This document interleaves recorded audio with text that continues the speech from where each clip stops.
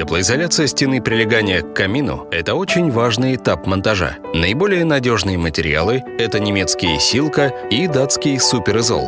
Прохождение межэтажного перекрытия требует особого профессионализма от строителей, соблюдения требований пожарной безопасности. Защитная стена на втором этаже часто выстраивается уже после установки дымохода по всему дому. Каминная топка устанавливается монтажниками на нужную высоту в уровень чистого пола, отметку которого задает прораб заказчика. Являясь производителями российских дымоходов «Феникс», мы рекомендуем использовать самые лучшие решения при построении дымоотводящих систем. Облегченные дымоходы «Сэндвич», которые не требуют больших капитальных вложений и трудозатрат. Шиберная заслонка, переход моно-термо, обжимающие хомуты, силовая опора с кронштейном, утепленные метровые трубы, стеновые крепления. Это стандартные элементы, которые легко можно установить в любом доме. А возможность использования тепла от камина и от дымохода становится особенно актуальна в домах, где нет магистрального газа.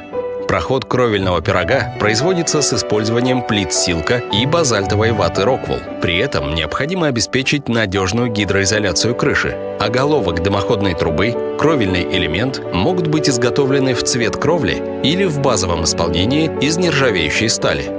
Усиление несущих стен, изготовление и установка металлического кронштейна необходимо в том случае, если верхний каминный короб будет дополнительно облицован массивным отделочным камнем или мрамором. Но чаще всего он выполнен из теплоизоляционных плит под покраску.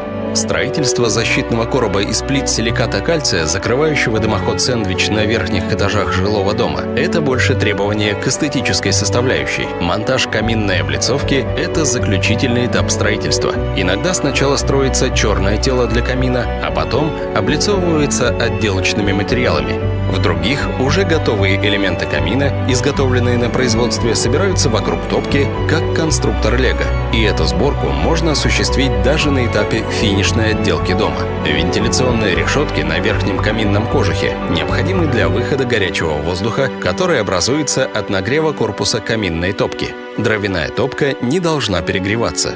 Интенсивность горения дров в камине можно регулировать с помощью шибера, который устанавливается на каминном кожухе, или дроссельной заслонкой, регулирующей подачу воздуха в саму топку. Две вентиляционные решетки на втором этаже предназначены для циркуляции воздуха внутри короба и обеспечивают выход тепла из верхней решетки в спальные комнаты второго этажа. Пробный розжиг камина – это заключительный этап установки, когда заказчику необходимо показать работоспособность всего каминного оборудования, как правильно пользоваться топкой с открытой дверцей и в закрытом состоянии, регулировать интенсивность горения дров дроссельной заслонкой и шибером, убедиться в удобстве и эффективности использования каминной топки со стеклом, ее безопасности. Конечно же, только когда семья начинает жить в своем загородном доме, можно ощутить всю прелесть обладания красивым камином, который не только украсит интерьер гостиной, но и согреет своим теплом всех домочадцев и в каминной зоне, и в других комнатах. Специалисты компании «Стройкамин» всегда готовы помочь выбрать и установить каминное оборудование любой сложности с гарантией и под ключ. Мы работаем по всей России.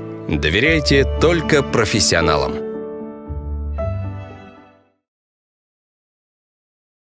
Приглашаем посетить наши салоны каминов в Москве. Росстройэкспо на Фрунзенской набережной и Экспострой на Нахимовском проспекте. Мы точно знаем, как воплотить любую вашу мечту в жизнь.